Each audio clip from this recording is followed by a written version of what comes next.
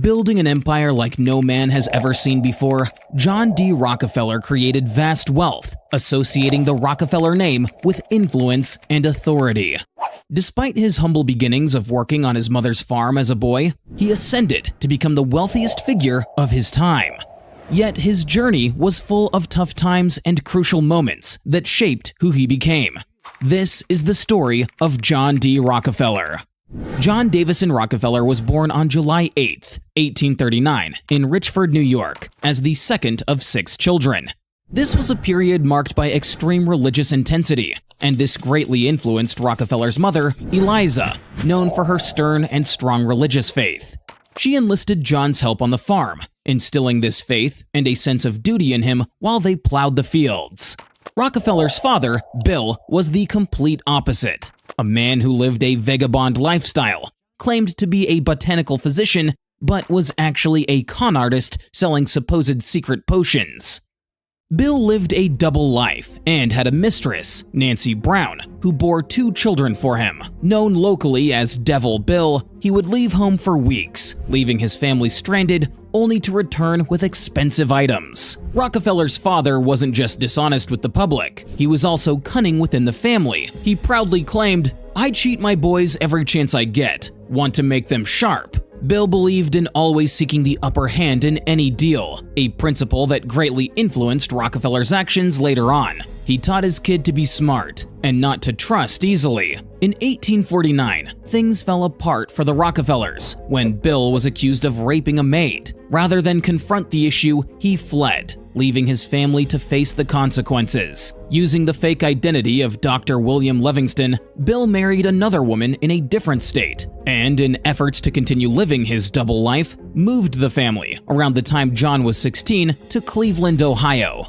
John had always dreamed of going to college, but because the family was struggling financially, especially with his absent father, he had to drop out of high school in search of a job. He found work as an assistant bookkeeper, meticulously reviewing every bill and error, even for a few pennies. Although all his effort was no evidence of the 13 cents he was paid, the knowledge and experience shaped him to be a better businessman. He would also keep a ledger, noting every expenditure, large and small, because to him, numbers were sacred. As his earnings grew, so did his ambitions. At the age of 18, he decided it was time to start his own business and formed a partnership with Maurice B. Clark and George W. Gardner. Together, they pooled $4,000, $800 of which John had saved, and he borrowed an additional $1,000 from his father Bill at a 10% interest. The company, Clark, Gardner & Company, engaged in commodity trading, buying and selling meat and grain.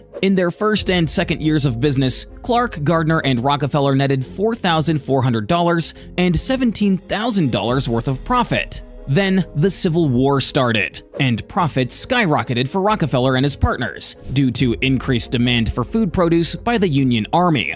Due to his strong opposition to slavery as a Baptist, John supported the Union during the war. However, instead of participating in a war he was morally and legally obligated to, he paid a substitute, a professional soldier, to take his place, and this was a common action of elites at that time. Rockefeller cited his reasons saying, "I wanted to go in the army and do my part, but it was simply out of the question. There was no one to take my place. We were in a new business, and if I had not stayed, it must have stopped, and with so many dependent on it." Gardner left the business during the war, and it became Clark and Rockefeller. However, as the war was nearing a close and the prospect of wartime profits ending, Clark and Rockefeller looked towards other ideas. Rockefeller never knew that this would be the key to his massive fortune.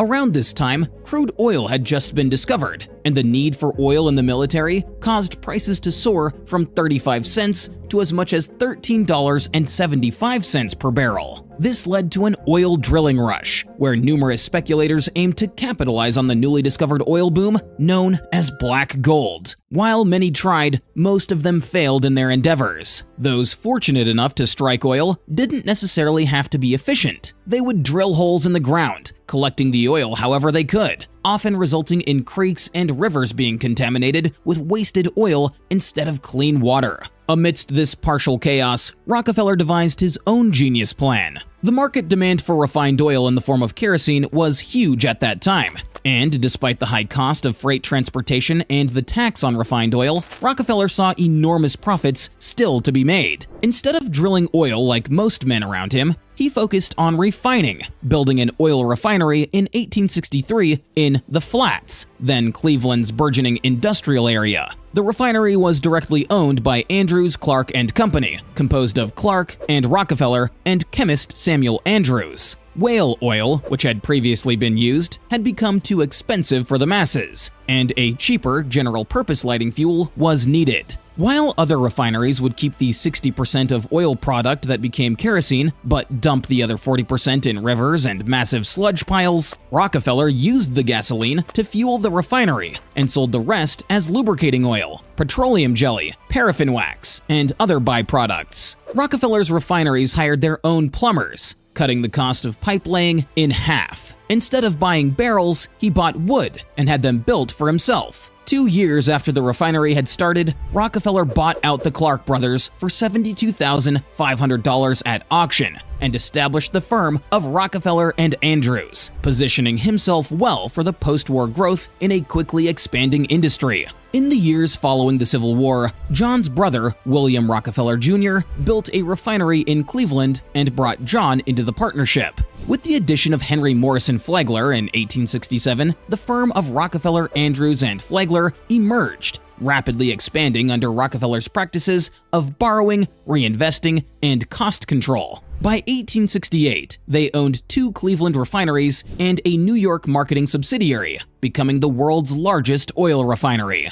On January 10, 1870, Rockefeller abolished the partnership of Rockefeller, Andrews, and Flagler, forming Standard Oil of Ohio. Continuing to apply his work ethic and efficiency, Rockefeller quickly expanded the company to be the most profitable refiner in Ohio. Likewise, it became one of the largest shippers of oil and kerosene in the country. The railroads tried to team up to control shipping prices, offering discounts to big customers like Standard Oil. This caused an uproar among smaller oil owners, who protested and found out what Standard Oil was up to. A major New York refiner, Charles Pratt & Company, headed by Charles Pratt and Henry H. Rogers, led the opposition to this plan, and the railroads soon backed off. Although competitors might have been unhappy, the whole situation did make oil products cheaper for everyday people. Unbothered by negative press, Rockefeller persisted in his strategy, acquiring inefficient refineries, enhancing the operations, negotiating oil shipment discounts, outdoing rivals, striking secretive deals, pooling investments, and buying out competitors. He often showed his financial records to his competitors, offering fair deals, or threatening bankruptcy to those who declined, enabling him to acquire numerous companies very swiftly. In less than 4 months in 1872, in what was later known as the Cleveland Conquest or the Cleveland Massacre, Standard Oil absorbed 22 of its 26 Cleveland competitors. Even former opponents like Pratt and Rogers eventually reached agreements to be acquired by Rockefeller's company. Rockefeller viewed himself as the industry's savior, consolidating weaker entities to fortify the industry's overall strength, efficiency, and competitiveness. Standard Oil expanded both horizontally and vertically, integrating pipelines, tank cars, and home delivery services. It prioritized keeping oil prices low, making its products accessible to households, sometimes selling at a loss to gain market share. The company developed a wide range of oil-based products, refining over 90% of the nation's oil by the late 1870s, and during this time, Rockefeller had already become a millionaire. In 1877, a conflict emerged between Standard Oil and Thomas A. Scott, the president of the Pennsylvania Railroad, which was a crucial carrier for Standard. Rockefeller saw pipelines as an alternative transportation method for oil and initiated efforts to construct and acquire them. Seeing Standard's move into pipelines as a threat, the railroad retaliated by forming a subsidiary to purchase and develop oil refineries and pipelines. In response, Standard withheld its shipments and, with the cooperation of other railroads, initiated a price war, drastically reducing freight fees and sparking labor unrest. Rockefeller's strategy prevailed, leading the railroad to sell its oil interests to Standard. However, this battle drew legal attention. In 1879, Pennsylvania indicted Rockefeller for monopolizing the oil trade. This indictment triggered numerous similar court cases in other states, thrusting Standard Oil's business practices into the national spotlight. Rockefeller's influence grew to the point where he personally negotiated train rebates with big rail company owners. However, this practice of behind-the-scenes deals raised concerns among other industrialists who feared similar monopolization in their sectors. Over the following decade, Standard Oil faced mounting attacks from businessmen, politicians, and the media. Rockefeller was acquiring companies and assets across multiple states, and to manage this expansive network, he needed an entity that could encompass the numerous companies that he owned, as state laws at the time placed limitations on the extent of operations for businesses. So, with the help of two of his former competitors, Pratt and Rogers, Rockefeller reincorporated in New Jersey in 1882, creating the Standard Oil Trust, the first entity of its kind in the world, holding stakes in over 40 local companies.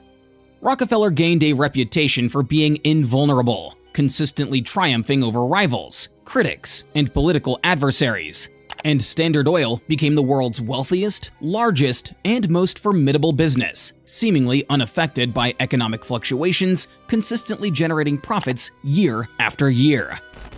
At its peak, Rockefeller's Standard Oil controlled 20,000 oil wells, 4,000 miles of pipelines, and employed over 100,000 individuals. During the 1890s, Rockefeller got into iron ore and transporting it, which led to a clash with Andrew Carnegie, the steel tycoon. Their rivalry became big news and cartoons in newspapers. He also went on a huge spending spree, getting contracts for making oil in different places as the old oil fields in Pennsylvania started to dry up. With all this busy growth, Rockefeller started thinking about retiring. Vast oil deposits in Russia and Asia, developed by the Rothschild family, posed new challenges for Standard Oil's grip on the industry. And then, in 1890, the federal government passed the Sherman Antitrust Act, providing the means to target the Standard Oil Trust. Investigating the intricate legal structure of the company was complex, delaying the government's ability to break up Standard Oil until 1911. By then, John Rockefeller had already stepped back from active management. During the company's final 2 decades, it paid out dividends exceeding $500 million. Some estimates valued Standard Oil at its peak at around $1 trillion, making the breakup unsurprising to many. The Supreme Court's 1911 ruling found Standard Oil guilty of anti-competitive behavior, leading to the company's division into 34 separate entities. Rockefeller retained his stake in these companies until his death, and this breakup turned out to be the most profitable event in his life. Rockefeller's ownership of successor companies crowned him as the wealthiest businessman in history, with an estimated net worth of $400 billion. John D. Rockefeller married Laura C. Spellman, a teacher, on September 8, 1864, in Cleveland, and they had 5 children. Rockefeller spent much of the last 40 years of his life in retirement, defining the structure of modern philanthropy through the creation of foundations that supported medicine, education, and scientific research. This had always been his thing since he was a child, giving back certain portions of all of his earnings to church. However, his later years were marked by health challenges, such as moderate depression, digestive issues, and alopecia. These didn't stop him from his philanthropic duties. John D. Rockefeller passed away on May 23, 1937, just shy of his 98th birthday. His legacy endured as one of the most influential figures in American business. Some saw him as a villain with a suite of bad traits: ruthless, unscrupulous, and greedy, as well as a bully who connived his cruel path to dominance. And yet others say he was the best businessman to ever do it.